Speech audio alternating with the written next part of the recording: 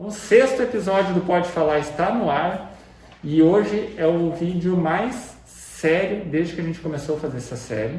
Tá? Então vocês que estão acostumados a ver piadinhas e comentários engraçados aqui, não contem com isso no vídeo de hoje. O assunto é muito sério, como vocês já viram no título desse vídeo aí embaixo. E é por isso que eu convidei para vir aqui em casa minha colega e amiga e colega de teatro, Camila Sbeghen. Sbeghen? Eu nunca consegui falar teu sobrenome. Psicóloga e a colega Luana. Isso? Luana Klein? Isso. Muito obrigado por ter vindo. Tá? Por que eu chamei as gurias aqui para conversar hoje? Eu tinha uma lista de convidados para conversar. Como elas trabalham na área da saúde, tá, gente? E atendimento, por isso que a gente optou por fazer com máscara hoje. Entendemos que é o mais correto.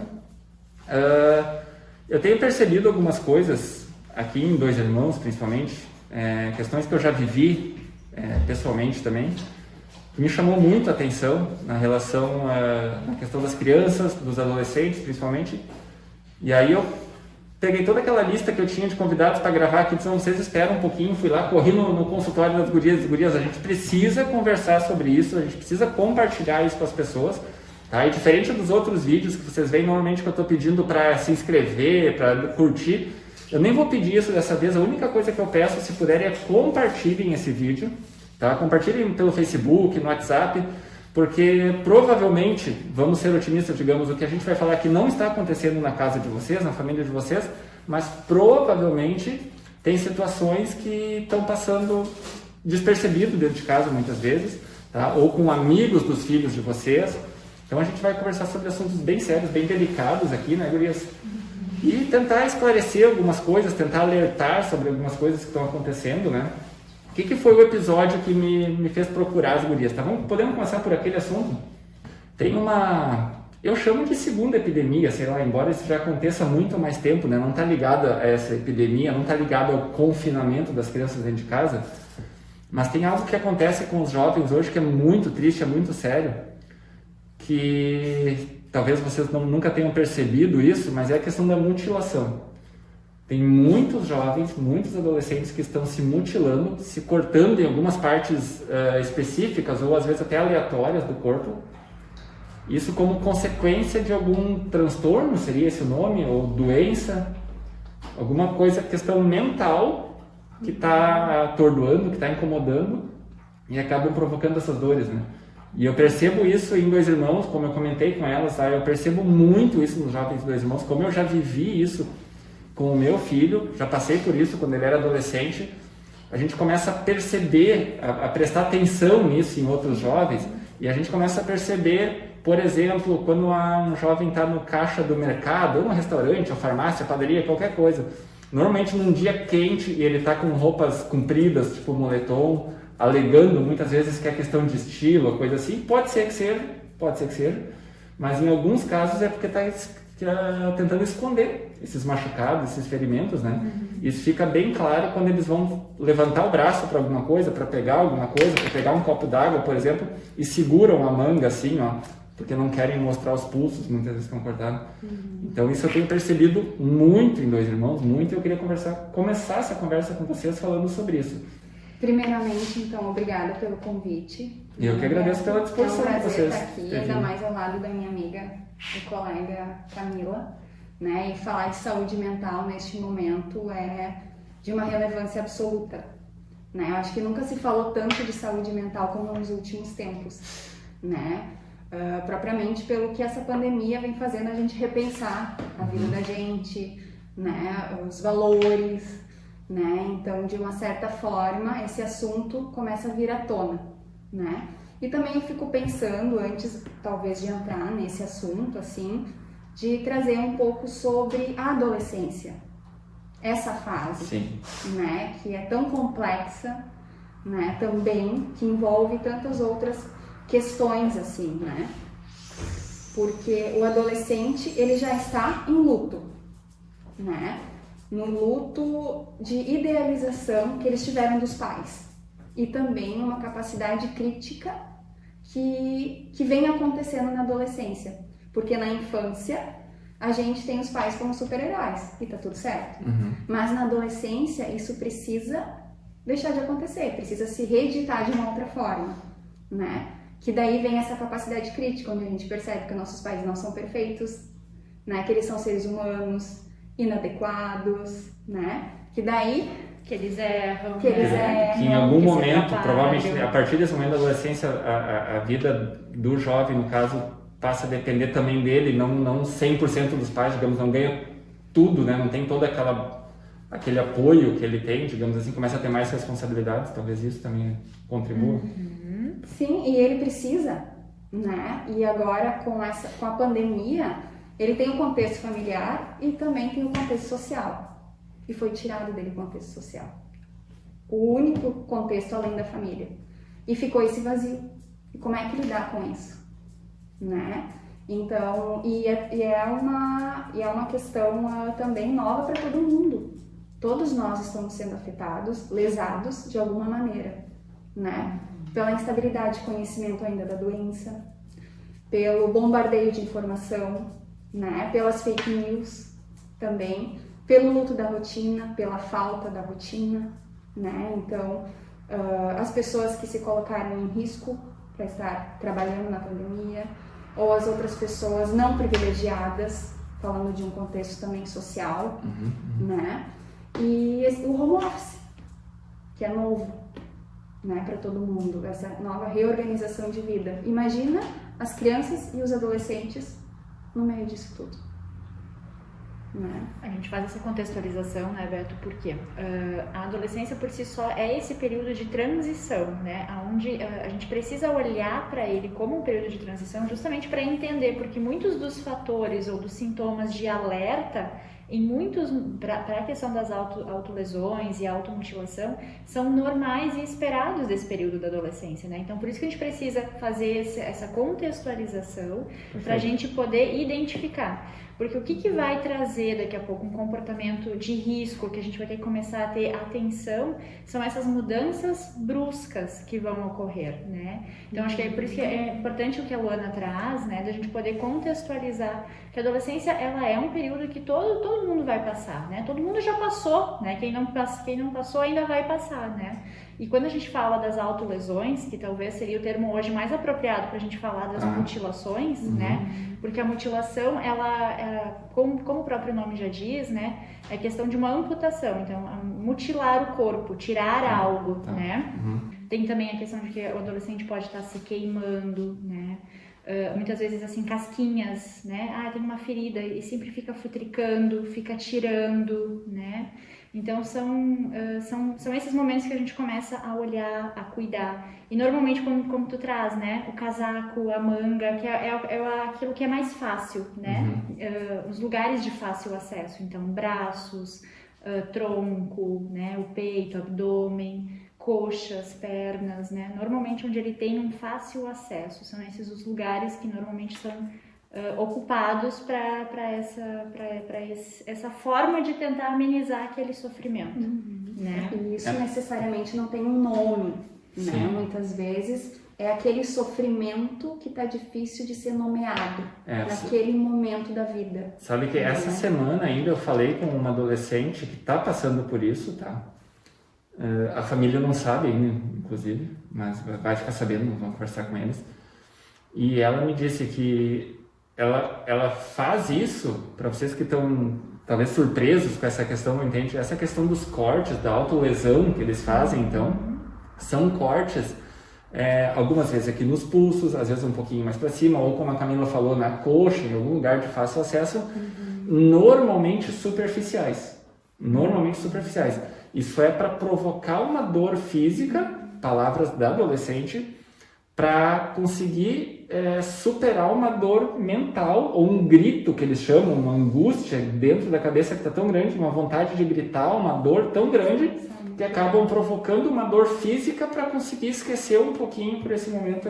Então não é que a intenção não é tirar a vida fazendo isso, né? Nesses casos, mas é porque tem algo muito sério acontecendo ali e acho que eles não têm noção, né, da gravidade disso, enfim. E não se sentem, na maioria das vezes, à vontade para conversar isso em casa com os pais, né? Isso, às vezes, eu acho que tem questões também relacionadas à sexualidade, que estão descobrindo e também não se sentem confortáveis para falar sobre isso, ou seguros para falar sobre isso, né?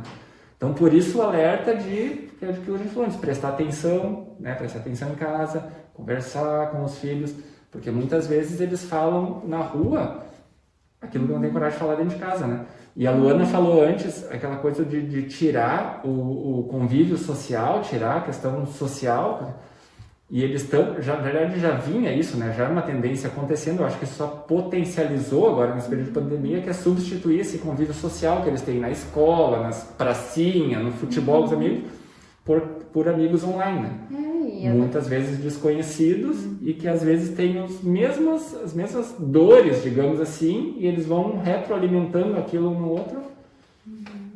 E a adolescência, ela precisa ser voltada para o meio social. É uma necessidade do adolescente e é importante que isso aconteça também, né? Dessa interação social. E com essa falta agora, isso potencializa, né? E reduz o prazer de satisfação, de prazer, afeta a autoestima, né? Então, isso provoca muitas questões além.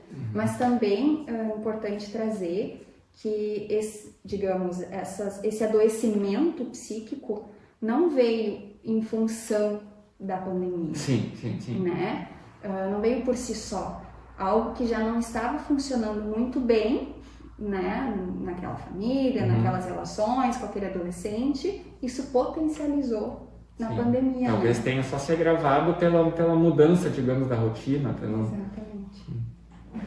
Eu conversei com vocês, lá no consultório de vocês, e aliás, eu quero agradecer também para a psicóloga Carla Simões, que também se ofereceu para vir aqui fazer, e tantas outras que eu nem conheço. Quando eu postei lá pedindo recomendação de psicólogo, várias se ofereceram ali, conta comigo, não sei o que, então eu quero agradecer para todo mundo que se colocou à disposição. Mas com todas que eu conversei, e também com a que eu me trato, porque eu faço terapia também, todas me disseram a mesma coisa, inclusive vocês. Se nós trabalhássemos 24 horas por dia, nós teria atendimento para 24 horas por dia, porque tem muita demanda, principalmente de adolescente, né? Quais outras questões, obviamente sem citar nome, né? sem expor ninguém, mas quais as outras situações mais recorrentes, né? Atualmente, assim, com adolescentes ou crianças mesmo? Assim, o que tem me espantado bastante neste momento é essa autocobrança que está acontecendo, né, com as crianças e com os adolescentes, né? Ou também pelo nível de atividades, de tarefas, que agora, neste momento, os responsáveis ou os pais estão cobrando deles, que não é momento para isso, neste momento, essa exigência absurda de atividades ou até de um nível escolar, né? Uma exigência escolar de que precisa estar indo muito bem, tirando 10, né? Não aceitando as possibilidades daquele adolescente, do que ele está conseguindo agora neste momento, né? Então isso vem trazendo também outros sintomas, que é nessas autolesões, o isolamento total da família, o aumento da ansiedade, a alteração no sono, na alimentação, né? Então são vários fatores que isso também vem desencadeando assim. Sabe esses que sintomas, hoje, né? tu falou falta de sono, hoje um menino, aluno da nossa escola, eu acho que ele tem 9 anos, ele me disse que ele acordou às 2 horas da manhã e não conseguiu mais dormir. Hoje isso. E passou o resto da madrugada acordado. A gente vem vivenciando, assim, né, Beto? Acho que desde o início da pandemia, principalmente, né? Porque mudou a rotina dos jovens, né? Com a questão do ensino remoto, né? Antes até precisava acordar para ir para a escola, né? Então, hoje, com essa mudança, muitos jovens vêm relatando dificuldades com o sono. Antes, eles já tinham insônia, né? Já tinham dificuldade, muitas vezes, para dormir, ou acordavam durante a madrugada e não conseguiam mais dormir. Mas hoje, a gente diz assim, são raros os jovens que não estão apresentando nenhuma dificuldade, né? O normal, o esperado é que eles estejam, é horrível dizer o normal, né? Mas assim, o habitual é o que a gente vem enxergando, né? Que eles estão tendo dificuldades, tanto para dormir como para permanecer no sono. Então acordam, perdem o sono, trocam o dia pela noite, né? Uma coisa que a gente vê muito hoje, tá? Que a gente tem uma demanda muito grande de atendimentos lá na escola por conta disso, a questão do uso exagerado de eletrônicos, seja jogos ou redes sociais, como para criança pequena, por exemplo, o TikTok, eu acho que é a mais popular hoje, para as crianças menores, né? E jogos, aí eu estou falando de qualquer idade, dos 5, 6 em diante, assim. Por que esse mundo virtual hoje para as crianças está tão mais atraente do que o mundo físico, o mundo de verdade? Porque tem criança, por exemplo, que não quer ir na aula, inventa desculpa para não ir na aula para poder ficar em casa no celular. Isso a gente sabe. Na maioria das vezes os pais não permitem, né? Em alguns casos acabam cedendo, aquela coisa de não querer brigar, não querem choro, acabam cedendo. Mas por que está tão grave essa situação? Eu acho que tudo a gente precisa avaliar com a intensidade e a quantidade, né? Por exemplo, não dormi 1, 2 noites, 3, né? Não estou dormindo há 15 dias, 1 mês, né? Então, são questões que a gente sempre precisa avaliar cada caso. Se é pontual, digamos, ou se é uma coisa recorrente. Isso, o que está acontecendo então com aquela criança que ela está se fechando somente nas redes, não está querendo esse contato, não tem os interesses que ela tinha já não tem mais, né? Então, são sinais que a criança e o adolescente vai dando, né? Bom, meu filho tinha interesse, ele adorava jogar bola, ou, né, tocava um instrumento, mas agora não quer mais saber disso, não faz mais o que era tão importante para ele, né? Ou se isolou nas redes sociais. Esse monitoramento agora, é muito importante. Palavra dos pais que a gente vive usando, só quer ficar trancado no quarto no celular, ou tablet, ou videogame, enfim, algum desses. Mas isso também faz parte da adolescência, né? Que é onde eles vão é um período mais de rejeição do que aproximação dos pais. Que é importante justamente, né, pela aquela elaboração dos pais idealizados, eles estarem construindo a identidade deles, e os amigos nessa fase é muito importante, porque é através deles que eles vão se identificar com as coisas que eles gostam, pensam modos de viver, de pensar. Mas daí o que está acontecendo hoje é que esses amigos, onde é que eles buscam, digamos, não digo amparo, mas ali para onde é que eles compartilham, eles desabafam com eles e ouvem, coisa assim, normalmente são amigos que eles nem conhecem. Não são amigos físicos, não é o colega da escola, o amigo do futebol, o colega do inglês. Um exemplo aconteceu numa aula minha, em que eles tinham que descrever o seu melhor amigo. Eu tive de uma turma de 7 alunos, eu tive 3, que o melhor amigo era virtual. Isso é assustador. Pra minha geração, isso é totalmente assustador. Isso também é mais um caso, eu vou relatar aqui, daqui a pouco o pessoal vai achar que eu estou inventando até, mas é mais um caso que aconteceu hoje. Isso mostra o quanto eu estou preocupado com essas situações. A Márcia estava junto, nós estávamos vindo para casa agora, dando carona para uma aluna, também nessa faixa dos 9 anos, talvez já tenha feito 10, acho que não. E nós estávamos falando sobre música, nós estávamos num assunto descontraído, falando de música, porque o Beto... Ela está dizendo que bom que hoje a Dira e Márcia está indo junto com o Beto para ele não voltar sozinho para casa. Normalmente eu levava ela para casa e depois eu dizia, agora eu vou ficar sozinho. Elas diziam, não, tem o rádio contigo, a tua companhia, não sei o quê. E daí nessa conversa descontraída, ela disse assim, bota uma música romântica aí. Ela cantou um pedacinho até em inglês, né? E eu não sei como é que ela foi construindo essa conversa, ela falou, essa música é de depressão, uma coisa assim, ou é de quem tá com depressão. Eu disse que era música de pessoas que... deveria ser música de uma pessoa apaixonada, né? Ela queria saber o porquê, a letra da música, provavelmente a pessoa estava apaixonada. E aí ela disse, ou com depressão. Ou com depressão. Aí eu aproveitei e deu aquele silêncio dentro do carro, disse, o que é depressão? Eu perguntei pra ela. Eu queria sondar, tipo, não é que ela tirou. Eu disse, o que é depressão? Ela demorou um pouquinho para responder, ela disse, uma amiga minha disse que é quando a pessoa está muito triste ou com vontade de se matar. Opa, aí deu uma cutucadinha eu dei uma cutucadinha na Márcia do meu lado, eu disse, próxima pergunta agora, eu não estava preparado para isso, mas calma, deixa eu achar a pergunta certa. Qual amiga? Ela falou o nome que eu nem lembro, não é que eu não quero falar aqui, não lembro mesmo o nome.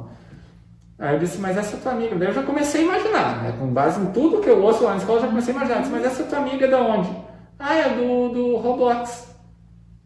Daí a Márcia me perguntou, o que é isso? Daí eu disse, eu já sei, como eu já estou acostumado, isso é uma plataforma que tem vários jogos ali. Só que tem vários jogos para eles jogar online e tem um chat também para eles conversarem. E dela me disse que essa é uma pessoa que disse para ela que depressão é quando ela está muito triste ou com vontade de se matar. É a melhor amiga dela, a melhor amiga online dela, e que tem 8 anos também. Ela falou que essa menina tem 8 anos, disse que tem.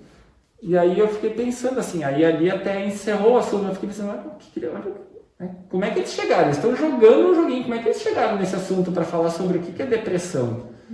E a pergunta que fica é, que a gente sabe a resposta na maioria dos casos, os pais sabem disso? Pois é. E esse monitoramento, será que está acontecendo? Né? Acho que eles precisam, é importante que eles também se experimentem, né, com essas ferramentas, tem muita coisa boa ali, né? Mas esse monitoramento, né? Tu sabe o que teu filho está pesquisando, com quem ele está falando, o que está acontecendo. Isso é de extrema importância que aconteça, né? E é o que geralmente não tem. Né? O próprio diálogo, né? E que bom que esses adolescentes encontram outros espaços, né? Ou que eles se sintam então mais confortáveis. Essa é uma das importâncias de mandarem as crianças para a escola, né? Tem gente que prefere ainda ficar na aula online, a gente entende os motivos, mas essa é a importância. Muitas famílias que não estão, digamos, familiarizadas com o processo de terapia, ou com o tratamento de terapia, de novo, não sei o termo certo, mas enfim, quando entendem ou quando se dão conta que precisam recorrer, seja para eles, para os adultos ou para as crianças, normalmente esperam uma resposta rápida, né? Como se fosse uma febre que tu toma de pirona e passou. E é um processo, né? Por isso que deve ser começado antes de derramar o balde, digamos assim, porque é um processo, gente. Terapia é um processo de construção ou reconstrução, enfim, ou desconstrução de algumas coisas para reconstrução. Então é algo que tem que ser contínuo, né? Até porque as crianças e adolescentes, eles não têm uma segunda chance, né? As memórias, as experiências são marcadas por uma vida inteira, né? É um tempo que não volta. Nós, adultos, temos outras oportunidades, outras chances de elaborar o que ficou para trás. Mas as crianças e adolescentes não, né? Então, por que esperar até a vida adulta, né?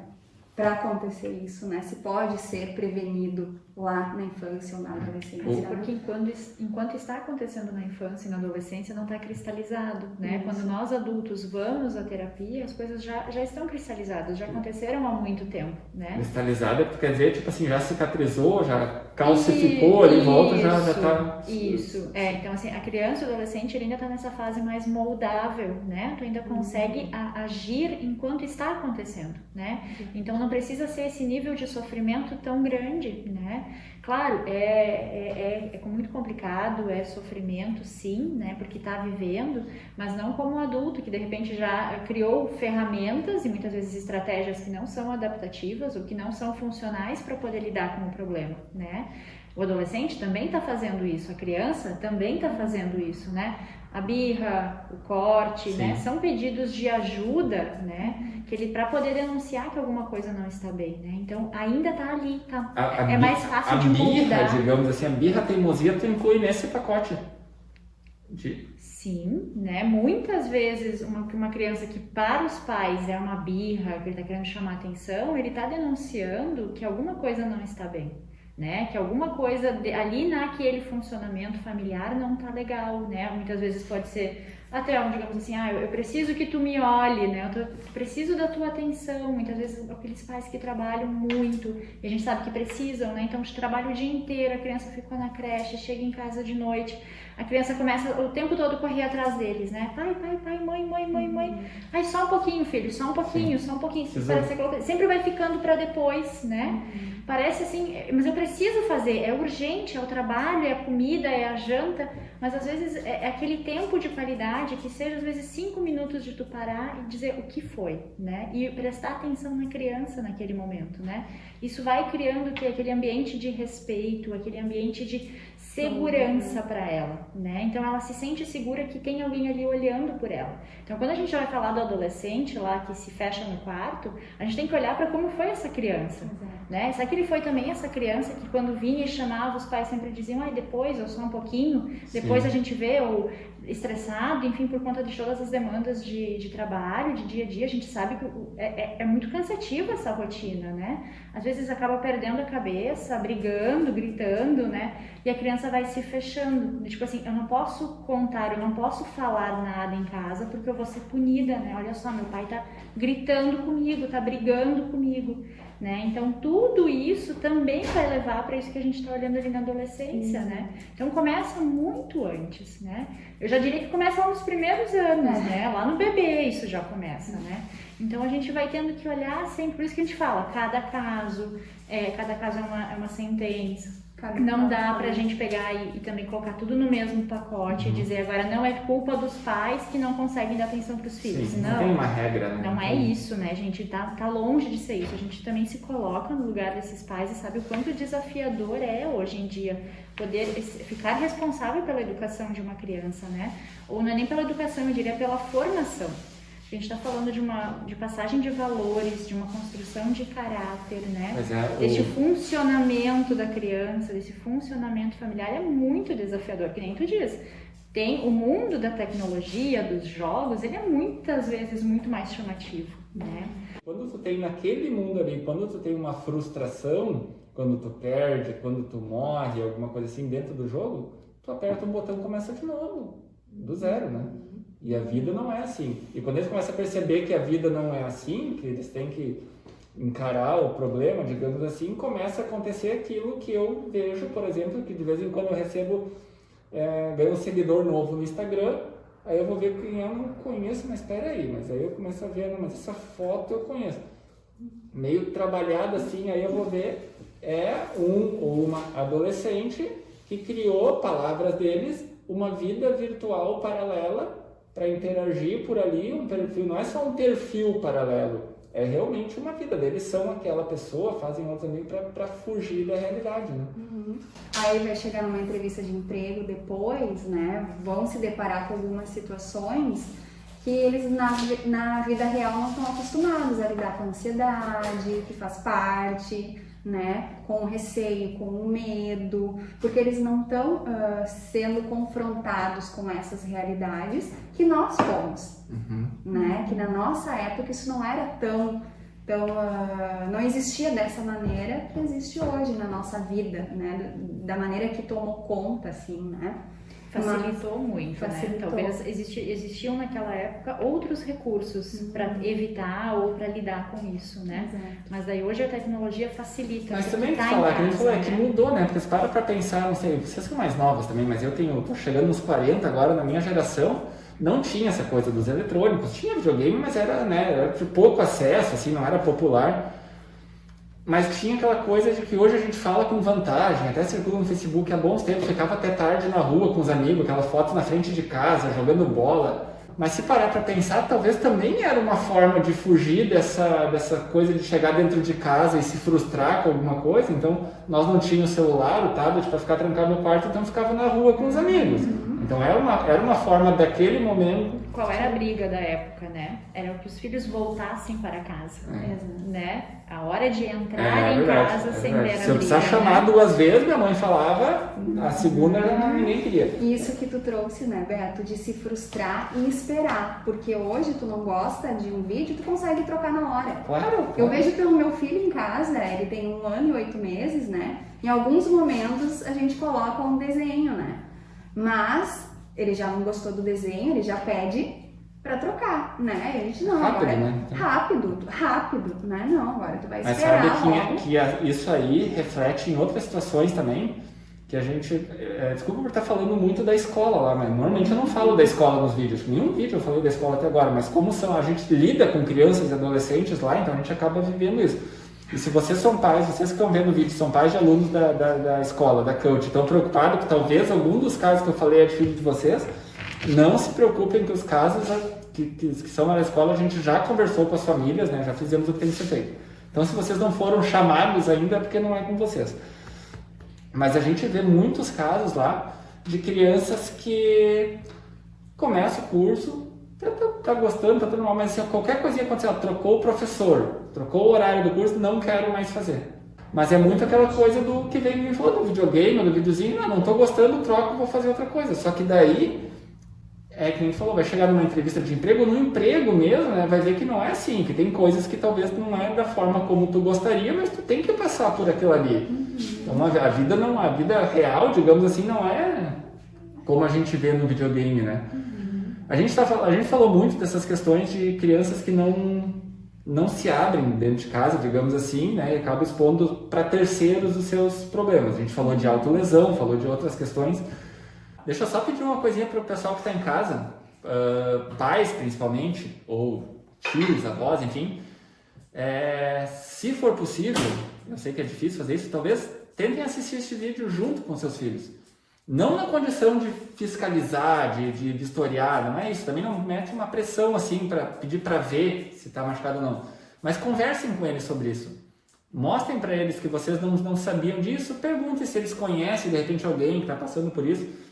Normalmente eles falam muito em depressão, né? O assunto depressão está muito em voga, digamos assim, na cabeça das crianças e adolescentes. Eu não sei de onde é que eles tiram tanto conhecimento, mas eles falam muito em depressão. Então, conversem em casa sobre isso, abertamente, de uma forma tranquila, tá? Mas digamos que, em alguns casos, então, vocês detectaram que está acontecendo, que o amigo do filho de vocês está passando por isso, por essa situação de depressão, talvez se machucando ou não.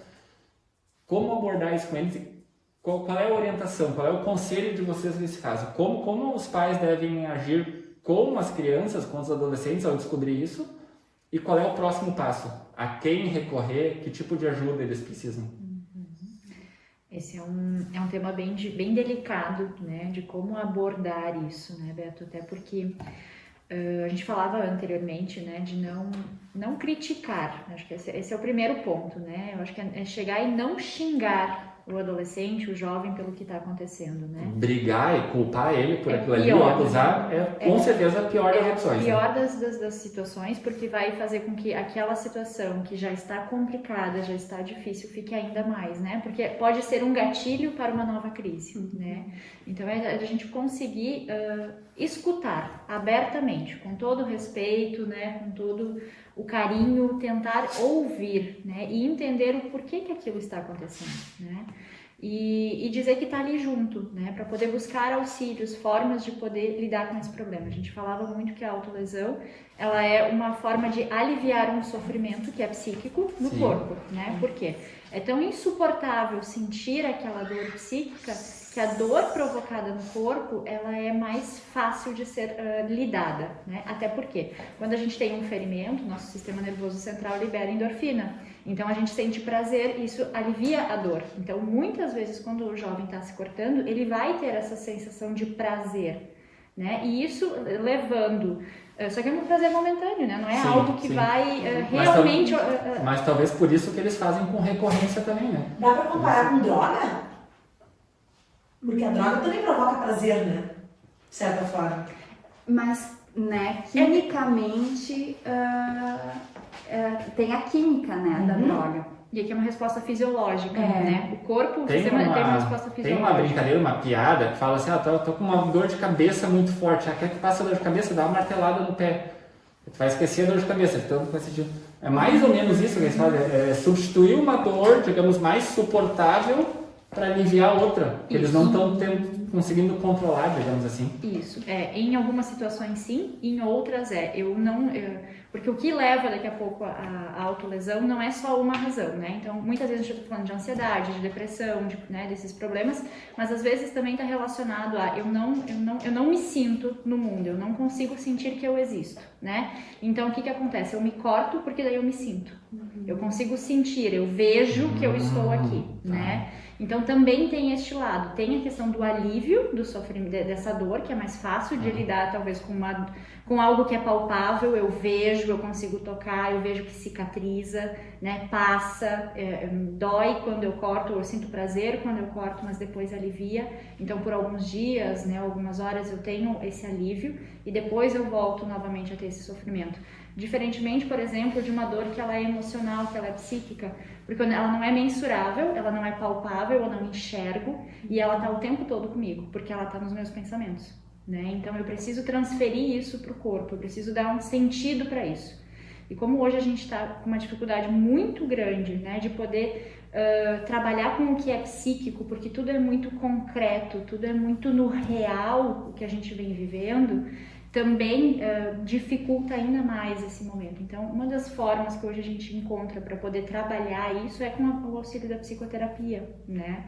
Então, porque é o quê? Que é poder dar sentido, é poder dar nome a essa dor, é falar, né? Então, por isso que é importante quando os pais vão abordar a criança, né, o jovem, também poder ouvir o que ele tem a dizer. Porque a dor emocional é isso, eu não tenho um lugar, ninguém me escuta, né? Sim. Ou às vezes um abandono, né? Ou todas as razões que podem estar levando a isso, né? Então, é poder dar nome, é nomear aquilo que é angústia, que é esse inominável, né? Quando eu consigo nomear aquilo, é palpável. Então eu dou um outro sentido, eu não preciso mais trazer para o meu corpo, né? Eu consigo elaborar isso de um outro lugar, que é poder e isso é formação, né? E isso é poder preparar esse jovem para a vida adulta também, né? Por que isso acontece tanto na adolescência? Porque a gente tem um sistema emocional que não está maturado, né? Então é durante esse período de adolescência, que é essa passagem da infância para a vida adulta, onde a gente vai aprendendo, moldando, né? Tendo habilidades sociais, habilidades emocionais. E é tão complicado de lidar com isso nesse momento, porque é esse processo que está sendo construído. Né? O Cortella fala num dos livros dele, não vou lembrar qual livro, que o adolescente é um ser humano que está grávido dele mesmo. E, tipo, ali na frente vai dar à luz a um novo ser, que eu acho que é tudo com base naquilo que tu falou, que ele vai fazendo novas descobertas, digamos, e novas verdades vão surgindo na frente dele, né? Aquela questão que a família não é exatamente o que eu imaginava, a vida não é tão fácil quanto eu imaginava, coisa assim. Então surge ali um novo ser com novas certezas ou novas dúvidas também. E dos pais também, eles se olharem, né? Não de cobrarem dos filhos o que eles também não fazem, não conseguem, né? As suas próprias necessidades também, né? E neste momento, assim, é um momento onde a gente pode aprender muita coisa, principalmente com o vazio. Nós adultos precisamos lidar em vários momentos da nossa vida com o vazio, seja com perdas, seja com situações difíceis da vida que vão acontecendo, né? E desse tédio, né? O que vem como tédio? Vem a ansiedade, vem a raiva, vem a angústia, vem o medo, né? Esses sentimentos que a gente não é ensinado lá na infância, na adolescência, a sentir, a se permitir, né? Experienciar isso, né? Principalmente os sentimentos hostis, né? É feio sentir raiva, né? Não pode, é algo que os pais não querem, né? E é da natureza humana, todos nós temos esses sentimentos hostis dentro de nós, né? E muitas vezes essa repressão por não poder externalizar isso, né? É que também vem dessa forma disfuncional, né? Pode vir de uma forma mais agressiva, ou pode vir na autolesão, nos comportamentos, né? Que colocam aquele adolescente em risco, como o uso, enfim, daqui a pouco de entorpecentes, né? Abuso do álcool, né? Relações de risco, né? Então, também é preciso essa educação, né? De poder colocar isso para fora, né, Luana? Sabe que uma das questões que eu percebo muito também, que acaba frustrando o pós-adolescente, digamos assim, porque eles vivem a mesma forma que foi com nós, eu acho que pelo menos comigo foi assim, aquela expectativa de quando fizer 18 anos as respostas virão. Eu tenho muitas dúvidas sobre absolutamente tudo, e eu tô louco para fazer 18 anos, porque daí eu vou ser adulto, né? Que o mundo me ensinou que com 18 anos, a partir dos 18 anos eu sou adulto. Então, teoricamente, o adulto é a pessoa que tem todas as respostas. E aí chega os 18 anos. E é só mais um dia. E só mudou a data, na verdade. Né? E eu converso muito com esses jovens, falando que eu, por exemplo, com 39, eu já tô... Eu ainda cometo o erro de me iludir achando que um dia que existe uma idade em que a gente vai saber tudo, sabe? Tudo eu digo sobre a vida, assim, né? Você me dá conta de que eu já estou tendo essa desilusão desde os 18 anos e ainda não me dei conta que, não, peraí, se até agora não foi assim, significa que provavelmente eu vou fazer 50 e depois 60 ainda sem saber tudo e já deveria ter aprendido a conviver com isso.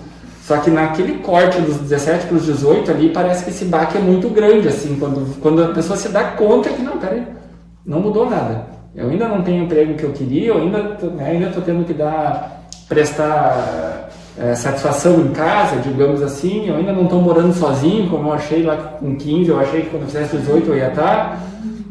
E aí as frustrações aumentam também, né?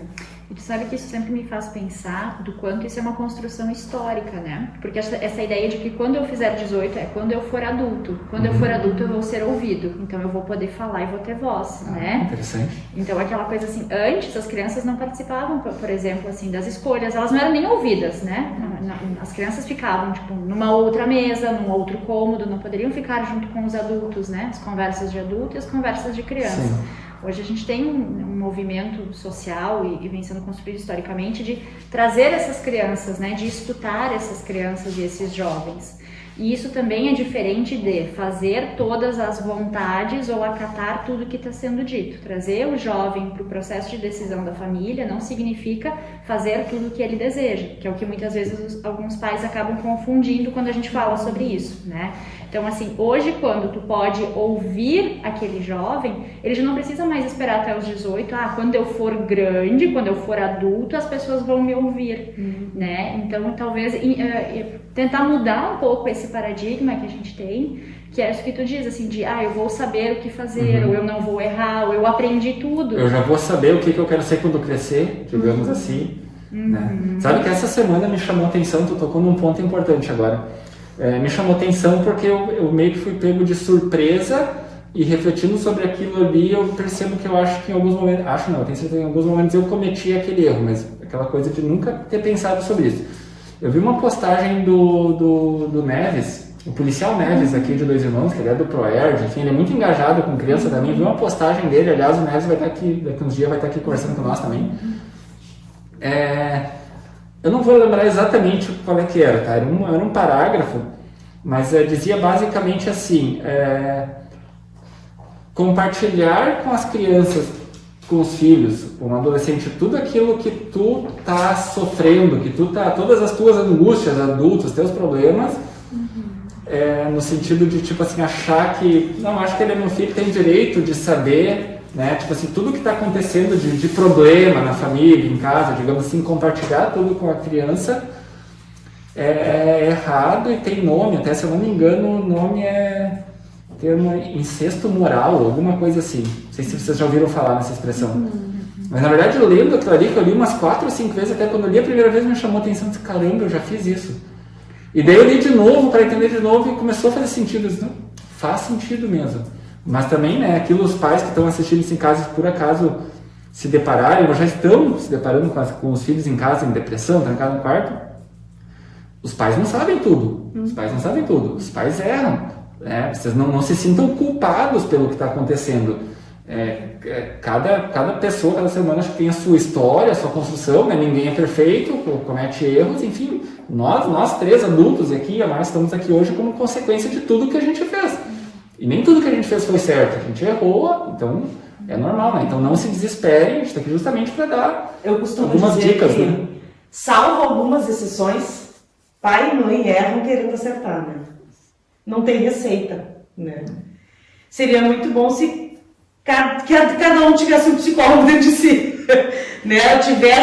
Ou que as pessoas tivessem mais acesso à psicologia. Mas né? no caso do psicólogo acontecem as mesmas coisas. Exato, mas eu digo assim, para tu poder analisar e avaliar todas as coisas que estão acontecendo. Eu acho muito difícil tudo isso, né?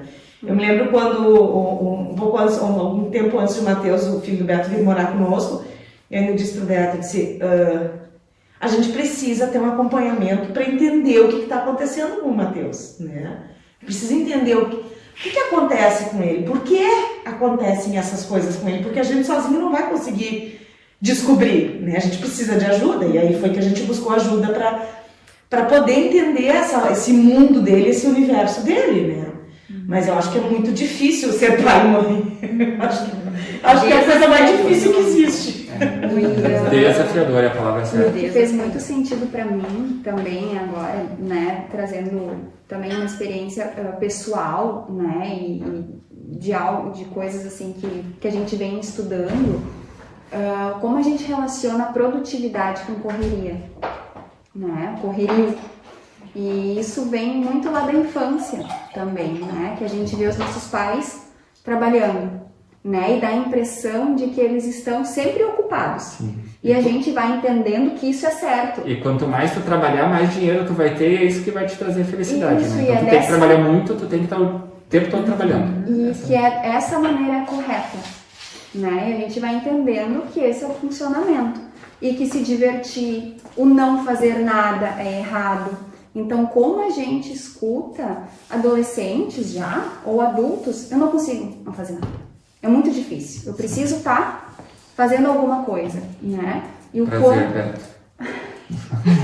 né? E o quanto isso é cultural também, né? Então, se a gente pode trazer outras experiências para os nossos filhos de que é bom não fazer nada, vamos se divertir além do trabalho, também é trazer para eles outras perspectivas, né? Desse desenvolvimento para chegar na vida adulta, gostar, apreciar o trabalho, apreciar outras experiências que a gente, né, é difícil pra gente. Então vocês acham que é a família, para encerrar aquela pergunta que eu fiz para vocês antes ali, a família percebeu que em casa ou com um amigo do filho, alguma coisa assim, está acontecendo essa questão da pessoa estar deprimida ou muito triste, né, muito isolada, enfim. O caminho é buscar ajuda com um profissional da psicologia. Sim ou não, ou talvez? Importante no primeiro momento conversar, né, com o adolescente, né, entender o que está acontecendo. Mas às vezes até no sentido assim, não é nem necessariamente para talvez já iniciar um tratamento, mas é para os pais saberem fazer uma coisa. Me ajuda. O que está acontecendo? O que eu faço? Percebi isso dentro de casa, o que eu faço? Quem é a pessoa que pode ajudar os pais nesse processo, digamos, de lidar com isso dentro de casa? Aí é interessante os pais, né? Porque muitas vezes o adolescente, né? E a gente sabe que tem ainda preconceito, né? Em relação à nossa profissão. E por isso que esse espaço é muito importante, né? Pra gente também estar podendo desmistificar, falar do nosso trabalho. Isso ajuda também a essas questões de preconceito, né? E de entender, então, escutar primeiro seu filho e de ver se realmente tem esse desejo por uma procura, né, profissional, porque talvez no primeiro momento não seja. Né? Desejo por parte da criança, tu fala? Isso, ou do adolescente. Porque é muito comum, né, Beto, nesse momento, o pai trazer o jovem e dizer assim, ó, o problema é ele, tem que consertar. E agora resolve pra mim aqui. É que ele. nem eles fazem com a escola, muitas vezes fazem. Ele tá se autolesionando, então, ó, tem alguma questão que tá errada aqui, a gente precisa ver isso aqui, né? Só que muitas vezes a forma como daqui a pouco esse pai chegou ou abordou, não foi aquela forma tão empática ou tão carinhosa, né? A criança também não vai, já com todo o preconceito, já com tudo que ela vem criando, e já que ela é um adolescente e tem toda essa dificuldade também de poder expressar o que ela tá sentindo pra alguém que ela nunca viu, né? E como assim eu vou chegar lá e vou confiar pra contar as minhas coisas? Será que realmente meu pai e minha mãe não vão ficar sabendo? Né? Tem muitas fantasias que perpassam esse processo, E esse né? preconceito também tá muito na cabeça de alguns pais ainda, né? Aquela coisa de as pessoas vão saber que meu filho tá tendo que ir no psicólogo, ou que meu filho tá fazendo isso, que vergonha, porque eu não vi isso acontecer dentro de casa. Então às vezes acaba escondendo ou até fugindo de uma conversa com o filho, alguma coisa assim, para não ver, digamos, aquilo que já sabe ou já desconfia, mas para não dar de cara com aquilo ali, né? Para não precisar resolver, meio que uma fuga, assim. Eu não vou lá no quarto ver o que ele tá fazendo, porque se eu ver, eu não sei como lidar.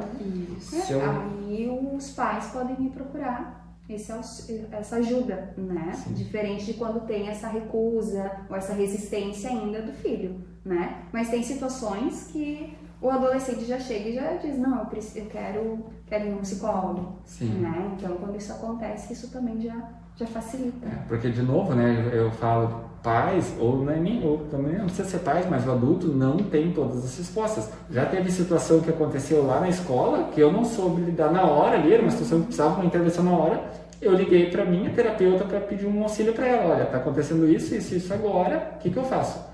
Porque, né, é uma coisa que nos pegou de surpresa e nós não tínhamos resposta para aquilo ali. Então, eu acho que, digamos assim, pedir ajuda não é feio, né, em alguns casos, é necessário até. E, como vocês falaram antes, talvez quanto mais cedo, melhor, né? Menor tá o estrago, não está consolidado ou cristalizado, acho que foi o termo que tu usou ainda, tá mais fácil de se resolver.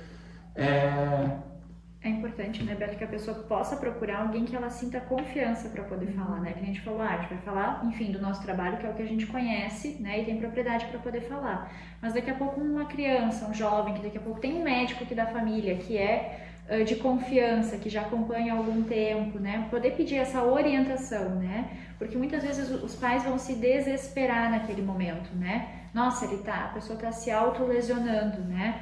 E às vezes é muito impactante, né? É muito forte. impactante. É forte, né? tu ver uma criança, um jovem, digamos, tu não vai ver ela fazendo o ato, mas quando tu vê as cicatrizes, assim, né, é impactante. Por isso que eu estou dizendo, talvez precisa recorrer sim ao auxílio de uma psicóloga, alguma coisa assim, para saber como lidar, porque a pessoa, quando se deparar com aquilo ali, vai ter um choque e corre o risco de agir errado, como a gente falou antes, agravando a situação, né? Isso. Xingando, brigando, culpando, já começa a culpar fulano e tal.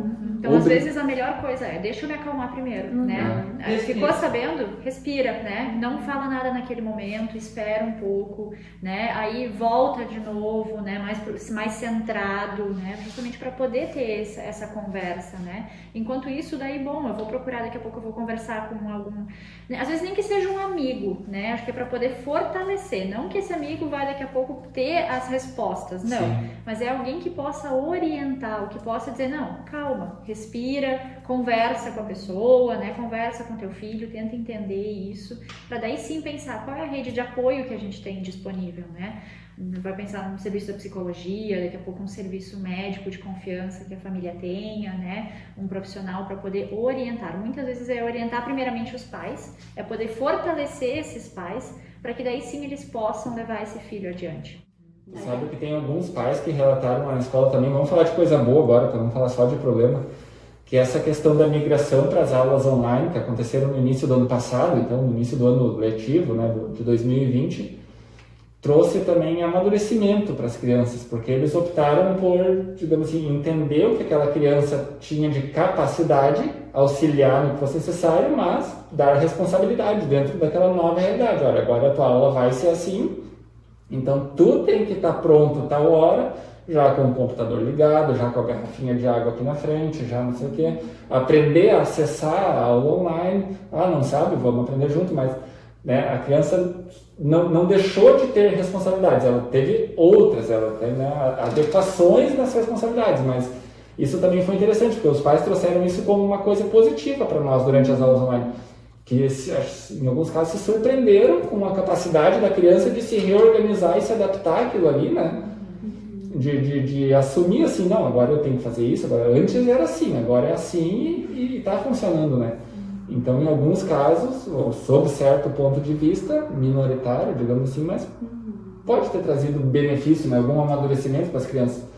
Porque, querendo ou não, é uma coisa que elas vão ter para falar para os netos delas lá dentro, que viveram essa pandemia, né? Que é uma coisa histórica que a gente está vendo. Assim como nós vivemos, a nossa geração vai dizer para os nossos netos ali adiante que a gente viu o 11 de setembro, o que nós estávamos fazendo quando Senna morreu, sei lá, coisa assim.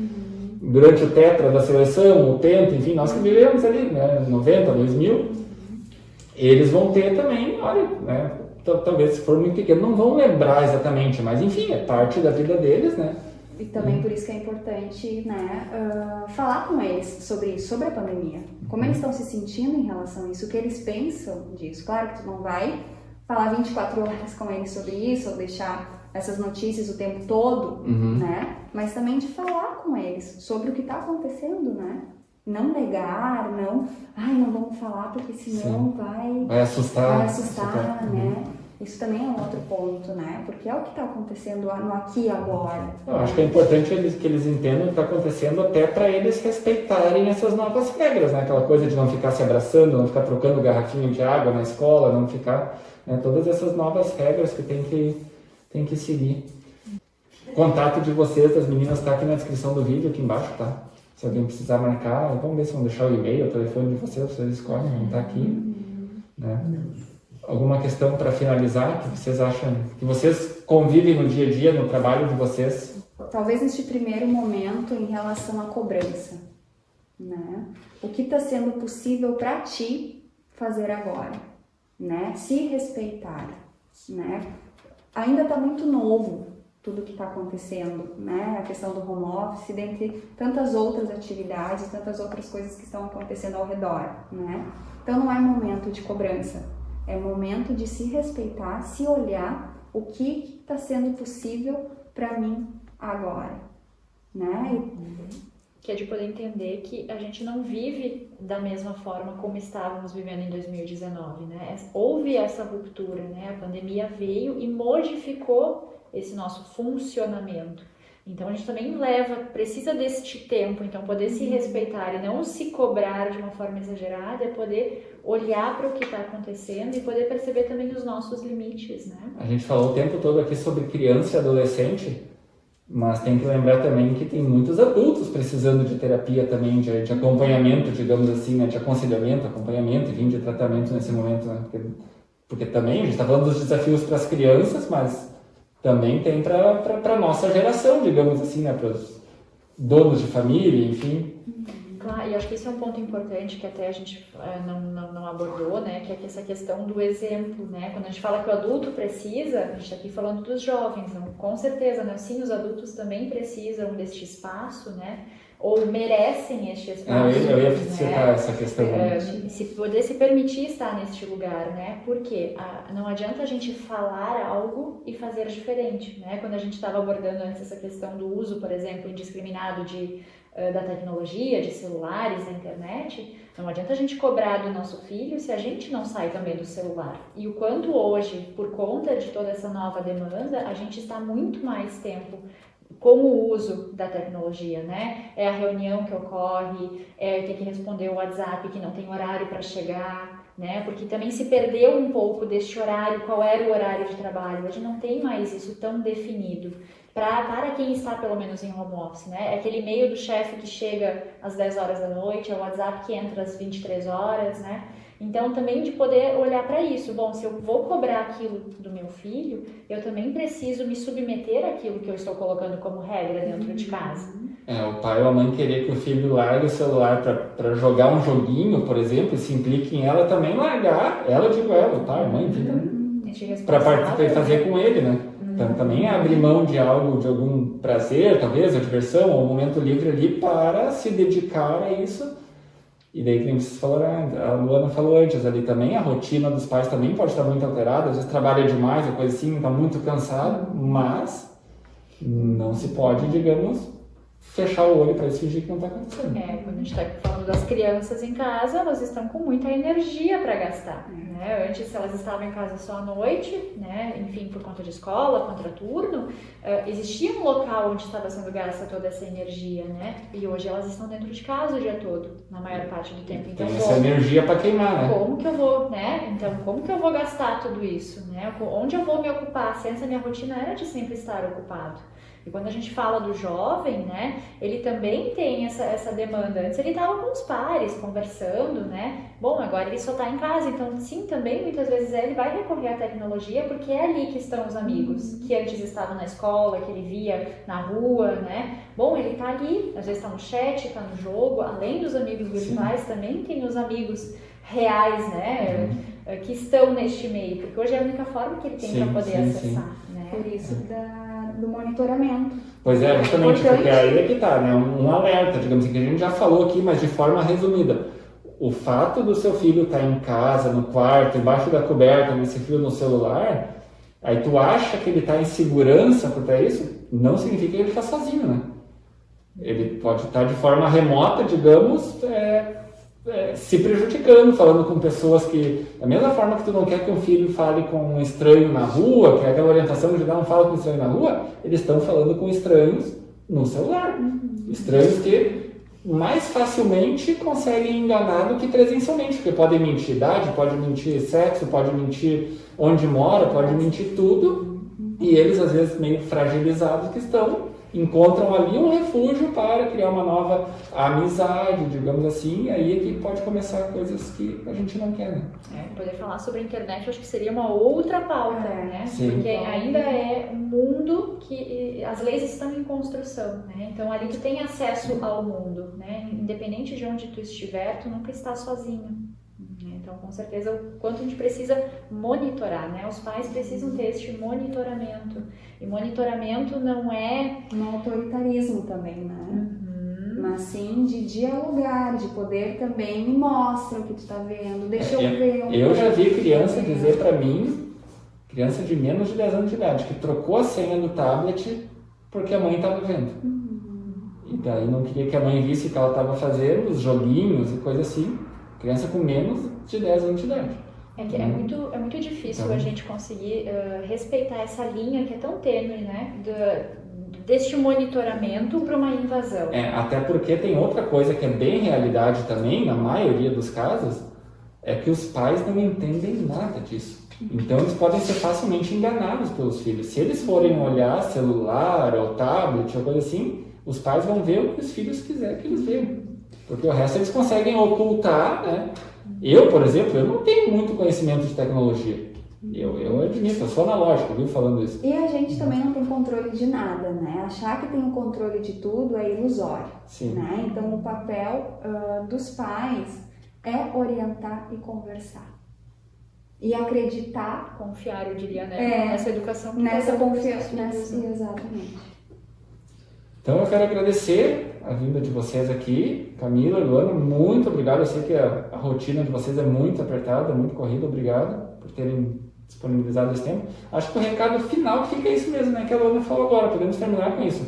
Conversem, orientem, não adianta brigar, digamos assim, mas estejam próximos fisicamente dos seus filhos, das suas filhas, enfim, e conversem com eles para ver o que está acontecendo sobre os assuntos. Não adianta fugir disso, gente. É um problema grande, essa coisa da depressão, da tristeza, enfim, que às vezes se confunde o que é depressão, o que é tristeza, mas está dentro, espalhado na nossa sociedade. Infelizmente não é uma bolha, assim, casos isolados, né?